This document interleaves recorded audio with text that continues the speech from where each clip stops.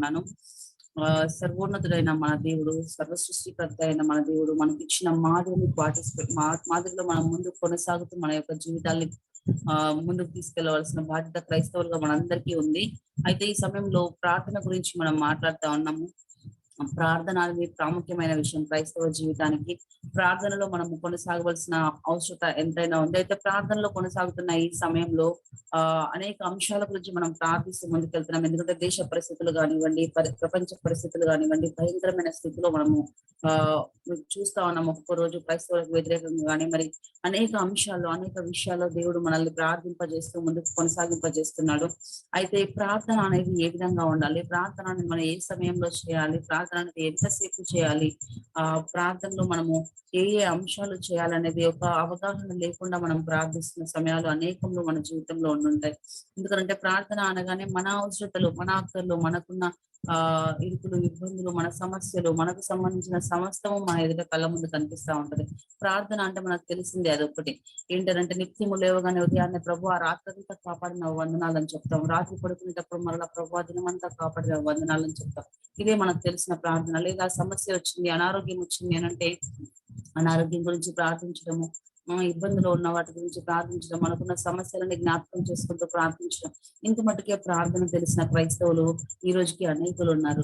నిజంగా ప్రార్థన అనేది దేవుడి హృదయాన్ని తాకాలి, ప్రార్థన అనేది దేవుడి సన్నిధికి చేరాలి, ప్రార్థనలో మనం సమాధానం పొందుకోవాలనే ఆశతో దేవుడు మనతో మాట్లాడతాడన్న విషయాన్ని, విశ్వాసాన్ని కలిగి లేకుండా చేసే ప్రార్థనలు అనేకంలో మనం చేస్తా ఉన్నాము. ఈ సమయంలో ప్రార్థన గురించి మనం మాట్లాడుకున్నాము. దేవుడు నా హృదయంలో పెట్టిన అంశాలను నేను జ్ఞాపకం చేసుకుంటూ మీకు పంచుకోవాలని నేను ఈ సమయంలో ఆశపడతా ఉన్నాను.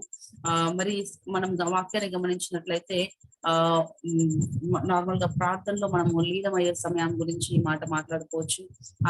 అది రాయబడిన అంశము వేరైనప్పటికీ, లేదంటే ఆ యొక్క సందర్భము వేరైనప్పటికీ దాన్ని మనం ప్రార్థనకు అన్వయించుకొని చదివినట్లయితే ఈ వాక్య భాగ్యం చాలా శ్రేష్టంగా మనకు అనిపిస్తుంది.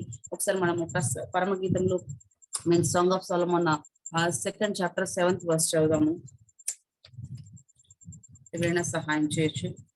ఈ మాట పరమగీతాల్లో అప్రాక్సిమేట్లీ 3 సార్లు రాసి ఉంది. 2వ అధ్యాయం 7వ వచనంలో, 3వ అధ్యాయం 5వ వచనంలో, ఇంకా 8వ అధ్యాయం 4వ వచనంలో 3 సార్లు ఒకే మాట ఒకేలాగా రాసి ఉంటది. ఒకసారి చదువుదాం మనము. 2వ అధ్యాయము 7వ వచనము. యెరూషలేము కుమార్తెలారా, చదవండి సిస్టర్. పొలములోని ఇరులను బట్టి లేళ్లను బట్టి మీ చేత ప్రమాణము చేయించుకొని ప్రేమకు ఇష్టమగు వరకు మీరు లేపకయు కలతపరచకయు నుండుడని మిమ్మల్ని బ్రతిమాలు కొనుచున్నాను అంట. చూడండి, ఈ మాట ఎంత శ్రేష్టంగా ఉంది. ఇక్కడ ప్రేమకు ఇష్టమయ్యేంత వరకు లేపొద్దంట. అంటే ఎటువంటి డిస్టర్బెన్సెస్ ఉండకూడదు, ఎటువంటి అంతరాయం కలగకూడదు. మీరు నన్ను లేపొద్దు, నన్ను కలతపరచొద్దు అని రాసి ఉంది అక్కడ. చూడండి, అది ఒక ప్రేమికుడికి, ఒక ప్రేమికురాలికి సంబంధించిన అంశం లాగా మనకు అనిపించవచ్చు. దేవునికి, తన యొక్క సంఘానికి సంబంధించిన అంశం లాగా మనకు అనిపించవచ్చు. కానీ ప్రార్థనలో మనం లీనం అవ్వాల్సిన ఆ యొక్క తీరుని మనం అక్కడ అన్వయించుకుంటూ ఈ మాటను చదివినట్లయితే, ప్రార్థన ఇంకా చాలు, నాకు ఈ ప్రార్థన సరిపోతుంది అనిపించే అంతవరకు కూడా, ఆ ప్రార్థనకి ఇష్టము కలిగేంత వరకు కూడా మనము లేపక, కలతపరచకుండా మనం ప్రార్థన చేయాలనేది వాక్యం చెప్తున్న విషయము. అయితే ప్రార్థన చేస్తా ఉంటాము, పక్కన ఎవరైనా పిలవగానే మనం పలుకుతాము.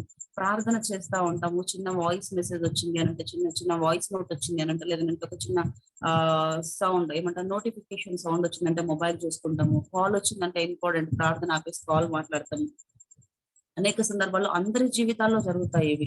అది అందరి జీవితాల్లో జరుగుతాయి. నేను అలా కాదు, నేను ప్రార్థనకు సమయాన్ని కేటాయించుకున్నాను, పక్కన పెట్టాను అని చెప్పుకునే పరమ భక్తులు కూడా ఇటువంటి విషయాల్లో డిస్టర్బెన్సెస్ ని మనము అనుభవించే అవకాశం 100% ఉంటుంది. ఎందుకంటే క్యాజువల్ గా మనం సపరేట్ చేసుకున్న సమయాన్ని మనం దేవునికి ఇచ్చే విషయంలో ఎక్కువగా నెగ్లెక్ట్ చేస్తూ ఉంటాము క్రైస్తవులంగా. అంటే ఆ పర్టికులర్ ఈ 1 hour దేవుడిది, ఈ సమయంలో నన్ను ఎవరు డిస్టర్బ్ చేయొద్దు అన్న ఏదో అవకాశం, ఏదో పరిస్థితి, ఏదో ఆటంకము రాకుండా మానదు. కానీ వాక్యం ఏం చెప్తుంది అంటే, కలతపరచొద్దంట, ఆటంకపరచొద్దంట. అంతగా ప్రార్థనలో లీనమయ్యి మనం దేవుడికి మన సమయాన్ని ఇవ్వవలసిన వారమే ఉన్నామంట. ప్రార్థన అనేది చాలా ప్రాముఖ్యమైనది. నార్మల్ గా భక్తులు చెప్తా ఉంటారు కదా, ప్రార్థన ఇంకా వాక్యము 2 కూడా క్రైస్తవుడికి ఒక 2 కళ్ళ లాంటివి, లేదా 2 కాళ్ళ లాంటివి అని చెప్తా ఉంటారు. ఎందుకంటే ఒకటి లేకుండా ఇంకొక దాంతో మనం ముందు కొనసాగలేము. ఒకవేళ ఒక్క ప్రార్థనతో నడిచినట్లయితే అది కుంటి జీవితం అయిపోతుంది.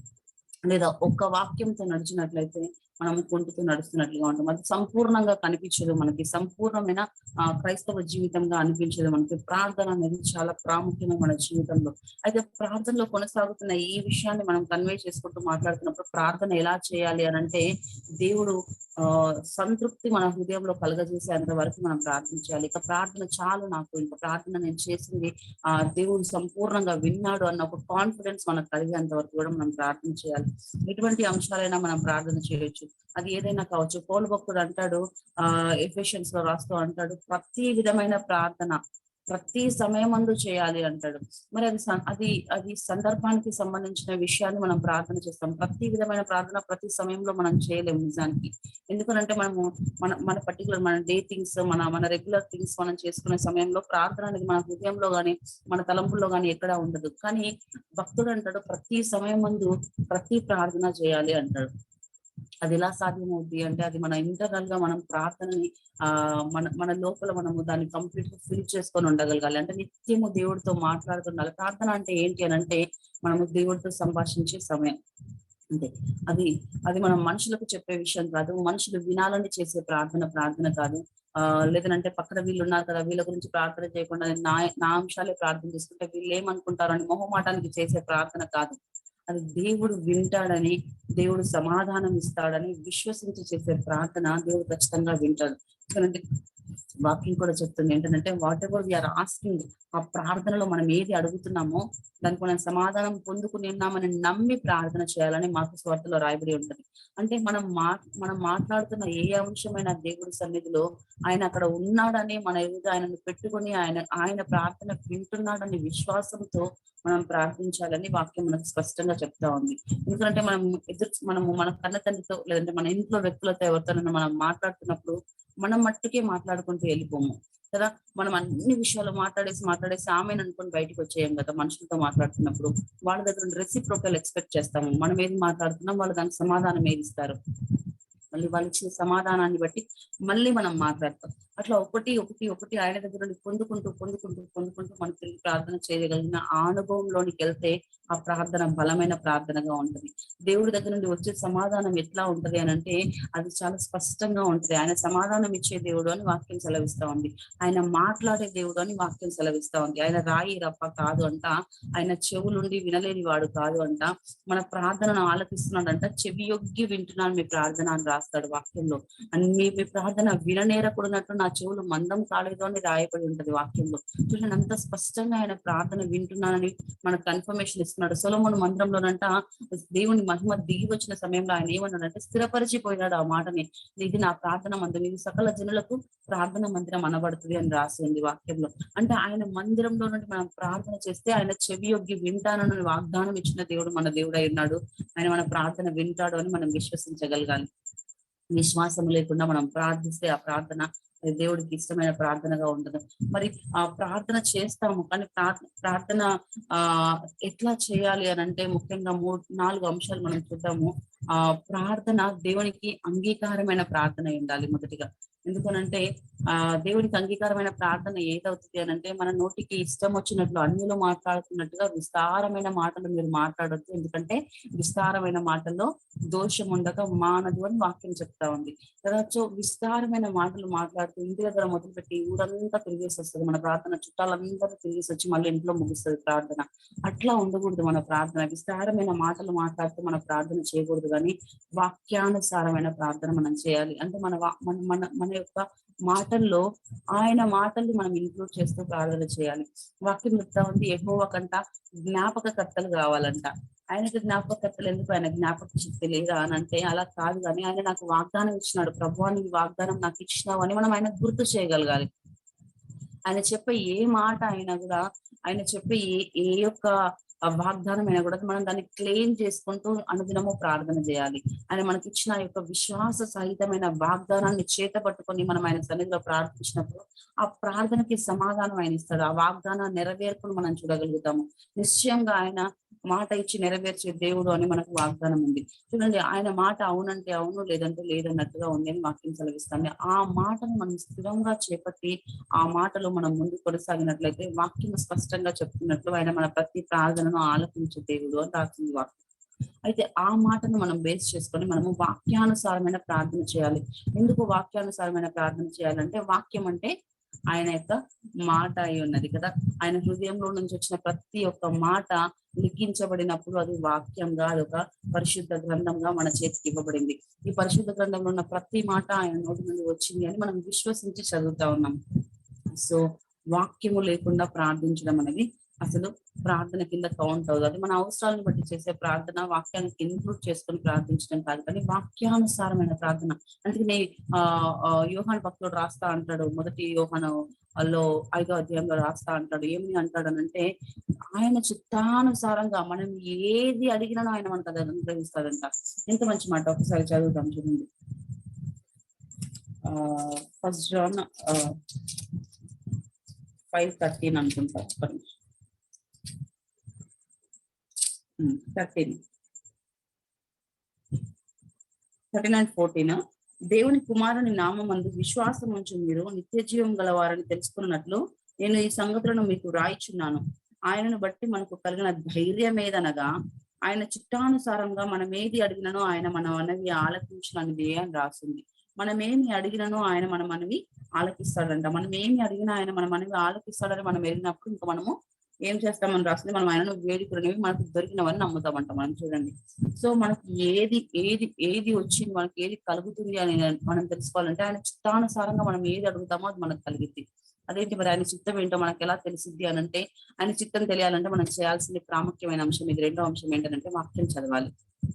వాక్యానికి మనం సపరేట్ గా మనము సమయాన్ని కేటాయించుకొని ఆయన వాక్యాన్ని నిత్యము చదువుతా ఉంటే మనం ప్రార్థించిన ప్రార్థనకి, మనం అడిగిన ప్రతి ఒక్క ప్రశ్నకి ఆయన సమాధానంగా ఆయన వాక్యంలో నుంచి మనకు సమాధానం ఇస్తాడు. ఈ రోజు చదివిన వాక్యము రేపు చదివితే అలాగే ఉండదు, మళ్ళీ ఎల్లుండి చదివితే అలాగే ఉంటుంది. ప్రతిరోజు ఇదే వాక్యము, ఇదే 1947 లో కొనుక్కున్న బైబిల్ అయినా ఇప్పటి వరకు ఏ మార్పు లేదు. ఎందుకంటే ఇందులో మరలా ఎవరు వచ్చి రబ్ చేసి మళ్ళీ కొత్తగా రాసింది లేదు. ప్రతి ఒక్కరికి 2023 సంవత్సరాల క్రితం నుండి 24వ సంవత్సరం కొనసాగుతున్న ఎన్ని సమయాల వరకు దేవుని మాటలు స్థిరముగా లిఖించబడి ఉన్నాయి. అందులో ఎటువంటి మార్పు లేదు.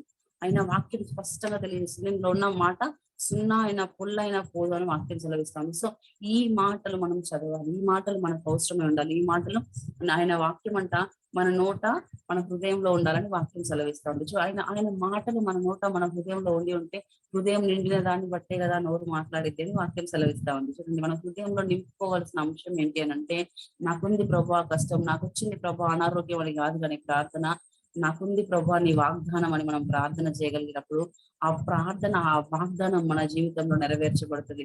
ఏదైనా పరిస్థితి రానివ్వండి, ఏది నీకు ఎంత మాత్రం నువ్వు హాని చేయదని వాగ్దానాన్ని చేత పట్టుకొని ప్రార్థిస్తే ఆ విశ్వాసం ఎంతగా రిలీజ్ అవుతుంది అంటే ఆయన వాక్యంలో నుంచి విశ్వాసం రిలీజ్ అయ్యే విశ్వాసము, ఆయన వాక్యాన్ని మనం వింటూ చేస్తున్నప్పుడు, ఎందుకంటే వాక్యం కూడా సెలవిస్తుంది కదా, విశ్వాసము మనము క్రీస్తుని గురించిన మాటలు వింటున్నప్పుడు మనకు విశ్వాసం కలిగిద్ది అని. అంటే క్రీస్తుని గురించిన మాటలు ఎలా వినాలని నేను ఆశపడతాను అంటే, అవి మన నోటి ద్వారా మనం వినగలగాలి.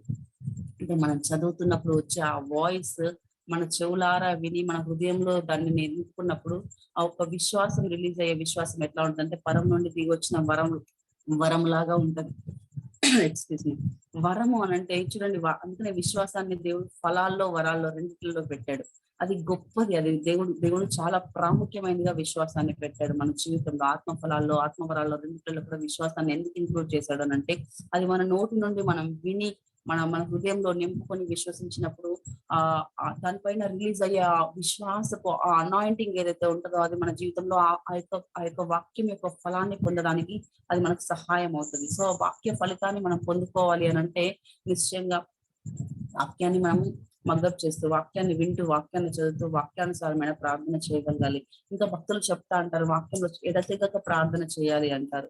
ఎడతెగకుండా ప్రార్థన చేయాలంటే, ఎడతెగకుండా ఎందుకు ప్రార్థన చేయాలి అని అంటే, ప్రార్థనలో నిరంతరాయమైన ప్రార్థన మనం చేయగలగాలి. నిత్యము ఏ పరిస్థితుల్లో ఉన్నా, ఏ ప్రయాణంలో ఉన్నా, ఏ పని చేసుకుంటున్నా, గిన్నెల్లో ఉంటా, లేకపోతే ఆ పిల్లలకు చదువు చెప్తా, లేదంటే ఏ స్థితిలో మనం ఉన్నా, ఎక్కడున్నా మన హృదయంలో ఎప్పుడు ఆయనతో ఒక కనెక్షన్ ఉండాలి. ఎప్పుడు మనం ఆయనతో మాట్లాడుతూ ఉండాలి. అది ప్రార్థన.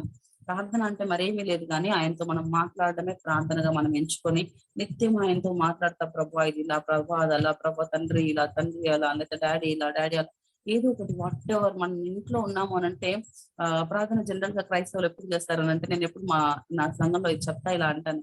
ఉదయం మధ్యాహ్నం సాయంత్రం టాబ్లెట్ వేసుకుంటాము ఏదైనా అనారోగ్యం వస్తే. అట్లాగే ఉదయం అన్నం తింటప్పుడు టిఫిన్ చేసేటప్పుడు ప్రార్థన చేస్తారు, మధ్యాహ్నం అన్నం తింటప్పుడు ప్రార్థన చేస్తారు, రాత్రి భోజనం చేసేటప్పుడు ప్రార్థన చేస్తారు. అంటే క్రైస్తవులకు తెలిసిన ప్రార్థన, చాలా మంది క్రైస్తవులకు తెలిసిన ప్రార్థన ఇదే. లేదనంటే ఇంకొక 2 టైంలు ఎక్స్ట్రా, ఏదైనా ఎక్స్ట్రా డోసేజ్ హెల్త్ కావాలి అనుకుంటే అది మార్నింగ్ లేవగానే మళ్ళీ నైట్ పడుకుంటప్పుడు, అంతే కదా. సో అలా ప్రార్థన కాదు కానీ మనం చచ్చిపోతాం అని తెలిసిన, ఒకవేళ మనల్ని ఎవరైనా చంపేస్తారు ప్రార్థన అని తెలిసినా కూడా దానిలో ప్రార్థించినట్టుగా మనం ప్రార్థన చేయగలగాలి.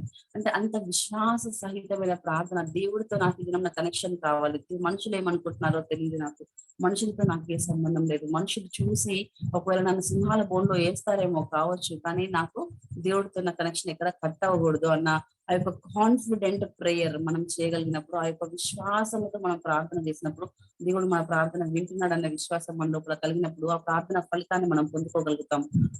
సో ఈ సమయంలో మనం ప్రార్థనకు ప్రాముఖ్యం ఎంత ఇస్తామో అట్లాగే వాక్యానికి కూడా అంతే ప్రాముఖ్యతనిచ్చి, వాక్యాన్ని మనం మగప్ చేస్తూ, వాక్యాన్ని ఇంక్లూడ్ చేస్తూ ప్రార్థన చేయడం అలవాటు చేసుకోవాలి.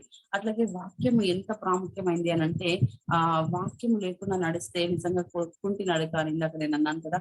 అట్లాగే వాక్యము ప్రార్థన రెండింటిని మనం బేస్ చేసుకొని ముందుకు కొనసాగాలి క్రైస్తవ జీవితంలో.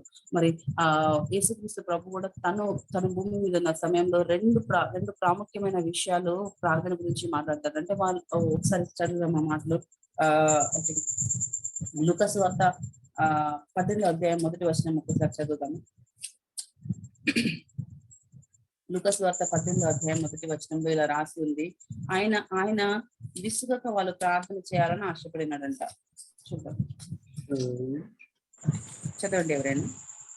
వారు విసుకగా నిత్యము ప్రార్థన చేయుచున్న వారిని ఆయన వారితో ఈ ఉపమానం చెప్పాడంట. చూడండి, ఆయన ఏమని ఎందుకు ఉపమానం చెప్పాడంట అంటే, విసుగక నిత్యము ప్రార్థన చేయాలని యేసయ్య ఆశపడి ఉపమానం చెప్పినాడంట. ఆ ఉపమానం మనకందరికీ తెలిసిందే. ఒక విధవరాలు ఒక న్యాయాధిపతి దగ్గరికి వెళ్ళి, ఒక లాయర్ దగ్గరికి వెళ్ళి పోరాడుతున్న విషయము, విసుగక నిత్యం అడుగుతున్న విషయం. దాన్ని బట్టి ఆయన ఇంతగా అడుగుతుంది కదా, నేను దేవునికి భయపడిన వాడిని కూడా ఇంతగా అడుగుతుంది కదా అని సహాయం చేసిన విషయం గురించి ఎగ్జాంపుల్ చెప్తా, వేసే దాని గురించి చెప్తా. ముందు ఏమనుకుంటున్నాడంటే ఆయన వాళ్ళు విసుగక నిత్యము ప్రార్థన చేయాలంట. అంటే ప్రార్థనలో మనకి ఏం కలిగిద్ది అంటే విసుగు కలిగిద్ది అంట. చూడండి, అంటే అడిగి అడిగి అడిగి ప్రభా ఇంక నువ్వు నాకు ఇవ్వట్లేదు, ఇది నీ చిత్తం కాదు కావచ్చు అని అడగడం మానేస్తాం. అట్లా ఉండకూడదు మన ప్రార్థన. విసుగక నిత్యము ఏదైనా అంశం గురించి ప్రార్థన చేస్తే అది పొందుకునేంత వరకు మనం ప్రార్థన చేయగలగాలి. అది పొందుకుంటామని నమ్మి ప్రార్థన చేయగలగాలి. విసుగక నిత్యము ప్రార్థన చేయాలంటాడు. ఇంకా 11వ అధ్యాయంలో ఒకసారి చూద్దాం. 9వ వచనంలో అడుగుడి మీకు ఇయ్యబడును అన్న విషయాలు ఉంటాయి అనుకుంటా, నాకు తెలుసు. అక్కడ 11వ అధ్యాయం 9వ వచనం చూద్దాము. 9వ వచనం నుండి, అటువలే మీరును అడుగుడి మీకు ఇయ్యబడును, వెదుకుడి మీకు దొరుకును. ఇది చాలా శ్రేష్టమైన వాక్యం, అందరికీ తెలిసిన వాక్యం. మత్తయి సువార్త 7వ అధ్యాయంలో కూడా రాయబడి ఉంటుంది ఈ మాట. అడుగుడి మీకు ఇయ్యబడును, వెతుకుడి మీకు దొరుకును, తట్టుడి మీకు తీయబడును అని రాసి అక్కడ కింద రాస్తా ఏమంటాడు అని అంటే, అడుగు ప్రతి వానికి ఇయ్యబడును అని రాసి ఉంటది. ఎంత శ్రేష్టమైన మాట చూడండి. అందరూ అడుగుతారు, అందరూ ప్రార్థన చేస్తారు, అందరూ అందరూ ప్రార్థన చేస్తారు, అందరూ అడుగుతారు, బట్ అందరికి ఇవ్వబడుతున్న విశ్వాసం ఉండదు. చూడండి, అందరూ తడతారు, తీసుకుంటారు, వెతుక్కుంటారు, దొరుకుతుంది, అంతా పర్వాలేదు, బాగానే ఉంటుంది. వాక్యం ఏం చెప్తుందంటే అడుగు ప్రతి వానికి ఇవ్వబడును అని చెప్తా ఉంది. అడుగు ప్రతి వాడు నేను పొందుకుంటానన్న విశ్వాసంతో అడగాలి, అంతే. సో విశ్వాసంతో మనం అడిగినప్పుడు, విశ్వాసంతో మనము ప్రార్థన చేసినప్పుడు అది మనం పొందుకుంటాం. అయితే ఈ 11వ అధ్యాయంలో చివరిలో చెప్తా అంటాడు, అడగవలసింది ఏంటి అని అంటే పరిశుద్ధాత్మని అడగండి అంటాడు. అక్కడ ఏది పడితే అది అడగకండి, దేవుని చిత్తం ఏదో తెలుసుకొని అది అడగండి. దేవుని చిత్తానుసారంగా మీరు ఏది అడిగినా మీకు అనుగ్రహిస్తానని వాగ్దానం మనకున్న మాటను జ్ఞాపకం చేసుకొని దేవుని చిత్తం ఏంటంట అంటే ఇక్కడ రాయబడింది చూడండి, పరిశుద్ధాత్మను అడగండి అంటాడు 13వ వచనంలో. పరలోకమందున మీ తండ్రి తను అడుగు వారికి పరిశుద్ధాత్మను ఎంతో నిశ్చయముగా అనుగ్రహించును అంటాడు. పరిశుద్ధాత్మ అనేది ఈ రోజుల్లో చాలా సంఘాల్లో చాలా ప్రాంతాల్లో వ్యతిరేకింపబడతా ఉంది. చాలా ప్రాంతాల్లో అసలు కౌంట్ లోకి రావట్లేదు. క్రైస్తవ్యంలో మొట్టమొదటి జరిగిన ప్రాముఖ్యమైన మోసం ఏంటి అని అంటే పరిశుద్ధాత్మను పక్కన పెట్టడమే. అది మోసం. అది వాక్యము సంపూర్ణంగా అందకుండా చేసింది. అది వాక్యాన్ని సువార్తను తప్పుదో పట్టించింది. కారణం ఏంటనంటే అసలు సంఘం ప్రారంభమైందే ఆది అపోస్తలుల కాలంలో మొదటి అధ్యాయం 14వ వచనంలో వాళ్ళు ఎడతెగక ప్రార్థన చేస్తా ఉన్నారంట. వాళ్ళు ప్రార్థిస్తున్నప్పుడంట వాళ్ళ మీదకంట పరిశుద్ధాత్మ దిగి వచ్చిందంట. అపోస్తలుల కార్యం 2వ అధ్యాయంలో రాసి ఉంటుంది చూడండి. అన్ని విషయాలు స్పష్టంగా అక్కడ రాసి ఉంటుంది. పరిశుద్ధాత్మ ఆకాశంలో నుంచి దిగి వచ్చి ప్రతి ఒక్కరి మీద వాడిందంట. అక్కడ 120 మంది ప్రార్థన చేస్తా ఉంటే ఇప్పుడు మన కాంగ్రిగేషన్ లో 120 మంది ఉండరు జనరల్ గా. అంతమంది ఎడతెగక ఏక మనస్సు కలిగి ప్రార్థన చేస్తున్నారంట. ఎందుకనంటే దేవుడు వాళ్ళకి చెప్పినాడు వెళ్తా, యేసుక్రీస్తు ప్రభు వాళ్ళకి చెప్తున్నాడు వెళ్తా. ఏమంటాడు అని అంటే ఓకే మేబీ నా సమయం అయిపోయినట్టుంది, కానీ నేను ఒక 5 minutes తీసుకుంటాను, క్షమించండి. అయితే ఈ యేసుక్రీస్తు ప్రభు విడిచిపెట్టి వెళ్తా వాళ్ళను ఆరోహణం అవుతున్న సమయంలో అంటాడు, మీరు ఇక్కడే ఉండండి, యెరూషలేములోనే ఉండండి, మీరు ఎక్కడికి వెళ్ళదు. దానికంటే ముందు ఏం చెప్పినాడంటే భూదిగంతాల వరకు వెళ్ళి మీరు సువార్త చేయండి, సాక్ష్యం ఇవ్వండి అని చెప్పినాడు. కానీ దాంతో పాటు ఏం చెప్తున్నాడు అని అంటే మీరు వెయిట్ చేయండి. ఫస్ట్ దేనికోసం వెయిట్ చేయాలంటే తండ్రి వాగ్దానం కోసం వెయిట్ చేయండి. తండ్రి వాగ్దానం కోసం మీరు వెయిట్ చేయకుండా, తండ్రి వాగ్దానం లేకుండా మీరు ఎక్కడికి వెళ్ళొద్దు అని క్లియర్ గా చెప్తాడు. సో వాళ్ళందరూ వెయిట్ చేస్తున్నారు. దేవుని మాటను బట్టి, యేసుక్రీస్తు ప్రభు మాటను బట్టి వెయిట్ చేస్తా ఉన్నారు. 120 మంది కలిసి మేడగదిలో ప్రార్థన చేస్తా ఉన్న సమయంలో ఒక్కసారిగా ఆకాశం నుండి బలమైన గాలి వీచి వారిపైకి పరిశుద్ధాత్మ దిగినప్పుడంట వారందరూ అన్య భాషల చేత మాట్లాడినారంట. చూడండి, అక్కడున్న వాళ్ళందరూ వారి వారి ప్రాంతం నుంచి దూర ప్రాంతాల నుంచి వచ్చిన వాళ్ళందరి భాష వీళ్ళు మాట్లాడుతున్నారంట. చూడండి, ఆ భాషల్లో వీళ్ళు దేవుని యొక్క మహత్తరమైన కార్యాలను వర్ణిస్తున్నారంట. చూడండి, అంటే పరిశుద్ధాత్మతోనే సంఘం ప్రారంభమైంది. పరిశుద్ధాత్మ లేకుండా సంఘమే లేదు. పెంతెకోస్తు దినంలో పరిశుద్ధాత్మ దిగి వచ్చింది. మరలా పెంతెకోస్తు దినంలో మనం సెలబ్రేట్ చేసుకోవడానికి సిద్ధంగా ఉన్నాం. ఈ పెంతెకోస్తు దినాల్లో ఈ యొక్క దేవుడు ఆరోహణమై తిరిగి వచ్చే సమయం వరకు ఈ దినాల్లో దేవుడు పునరుత్థానం ఆయన పునరుత్థానము చెంది ఆ పునరుత్థాన శక్తి చేత మనల్ని నింపుతున్న ఈ దినాల్లో నిశ్చయంగా మనం గుర్తుపెట్టుకోవాల్సింది ఏంటంటే పరిశుద్ధాత్మ చాలా ప్రాముఖ్యమైనది. యేసుక్రీస్తు ప్రభు వెళ్తాను అని చెప్పినాడు, వెళ్ళి నేను వేరొక ఆదరణకర్తను పంపిస్తాను అని చెప్పినాడు. వేరొక ఆదరణకర్త మన కోసం పంపబడ్డాడు అన్న విషయాన్ని మనం జ్ఞాపకం చేసుకొని ఆ వేరొక ఆదరణకర్తను గురించి మనం అడిగింది ఆయన నిశ్చయంగా మనకు అనుగ్రహిస్తాడు. పరిశుద్ధాత్మ లేకుండా మనము ప్రభు యొక్క వాక్యాన్ని అర్థం చేసుకోలేము. పరిశుద్ధాత్మ లేకుండా, ఆథర్ లేకుండా మనము ఏ బుక్ చదివినా, ఆథర్ యొక్క ఇంటెన్షన్ మనకు తెలియకుండా ఏ బుక్ చదివినా ఆ బుక్ యొక్క ప్రాముఖ్యత మనకు తెలియదు కదా. ఏ ఆథర్ అయినా కూడా వచ్చి ఎక్స్ప్లెయిన్ చేయడానికి పక్కన మనకు ఉండడు. కానీ బైబిల్ ఆథర్ మనకు పరిశుద్ధాత్మ దేవుడు అని మనకు స్పష్టంగా తెలుసు. ఎందుకంటే పరిశుద్ధాత్మ ప్రేరేపణ చేత రాయబడిన గ్రంథంగా ఈ గ్రంథము మనకి ఇది నాన్న చెప్పబడుతుంది. పరిశుద్ధ గ్రంథంగా ఈ గ్రంథం చెప్పబడతా ఉంది. సో పరిశుద్ధాత్మ దేవుడు సహాయం చేస్తే మనం వాక్యాన్ని ఇంకా లోతుగా అర్థం చేసుకోగలుగుతాము. ఆ పరిశుద్ధాత్మ చేత మనం నింపబడాలని, పరిశుద్ధాత్మ ఫలములను, పరిశుద్ధాత్మ వరములను మనము అంగీకరించడానికి, స్వీకరించడానికి సిద్ధంగా ఉండి దేవుని సన్నిధిలో మనం అడిగినప్పుడు ఆయన నిశ్చయంగా మనకు అనుగ్రహిస్తాడని విశ్వాసంతో మనం పరిశుద్ధాత్మ అడిగినప్పుడు ఆయన నిశ్చయంగా మనకు అనుగ్రహిస్తాడని వాగ్దానం ఇస్తా ఉన్నాడు. చూడండి, విసుగక ఎడతెగక ప్రార్థన చేయాలంట. యాకోబు భక్తుడు రాస్తా అంటాడు, ఆసక్తి కలిగి ప్రార్థన చేస్తున్నాడంట. చూడండి, ఆసక్తి కలిగి ప్రార్థన చేయడం వల్ల ఏంటి అంట వర్షాన్ని ఆపగలిగినాడంట. తిరిగి అదే ప్రార్థన ఆసక్తితో తను చేసినప్పుడు తిరిగి వర్షాన్ని కురిపించగలిగినాడంట. అంటే ఒక వ్యక్తికి వర్షాన్ని ఆపగలిగిన ప్రార్థన చేయగలిగినంత విశ్వాసం ఉన్నప్పుడు మనకెందుకు ఉండకూడదు కదా. అక్కడ రాస్తాడు, మన వంటి స్వభావం కలిగిన మనుషుడే ఏలియా అని రాస్తాడు.